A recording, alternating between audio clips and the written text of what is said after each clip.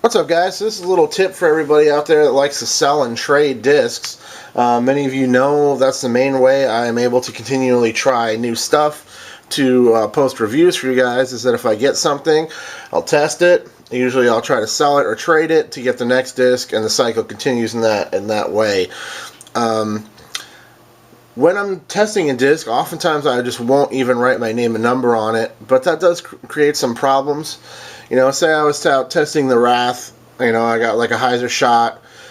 Say I'll throw my main shot that I'm actually, you know, counting for that round, so I'll throw probably a trespass or something like that in that situation. And then I'll throw the Wrath. Maybe I get up to my lie and the trespass is within striking distance. I'll get up, I'll, you know, focus on my putt, maybe I'll hit it, I'll be excited, and I could easily just space out on the fact that I threw that bonus shot. And, you know, the rest of the round, it won't really occur to me that I don't have the Wrath, because sometimes I'm not used to seeing the disc in my bag because it's not one of my main discs. And you can then lose it, forget it, go home without it, and if you don't have your name and number on it, you're not getting it back.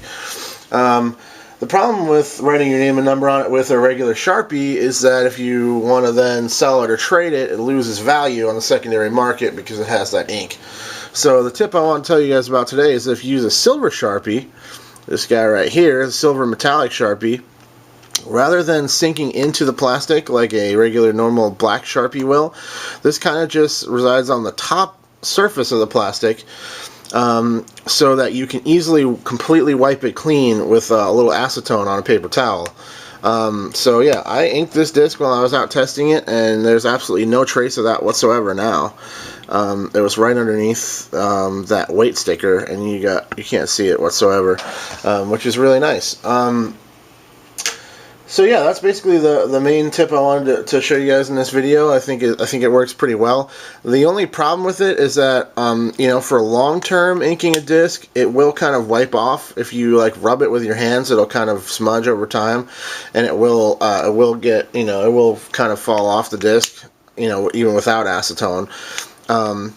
So if you say, you know, if you buy a disc and it's going right in the bag, you know you're not going to sell it or trade it, or it's very unlikely that you will. I would say just go ahead and ink it with a regular Sharpie. But this is more for like if you're going to buy a disc and test it, you're not sure you're going to keep it. This is a great way to make sure your name and number is on the disc in case you lose track of it. Hopefully you'll get it returned to you.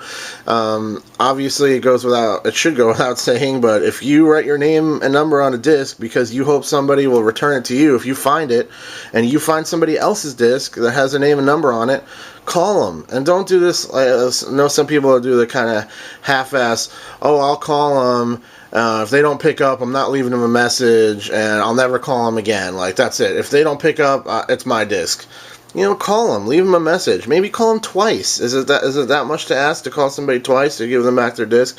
I'm sure you would want that if it was your disc. So, a little soapbox there, but the main tip, write it on there with the silver Sharpie. A little acetone will take it right off, and you won't lose any value for the secondary market. This particular Wrath right here is about to go out for sale or trade, so I can get the next disc, and the cycle continues here on my channel. Thanks a lot for watching, guys. Cheers.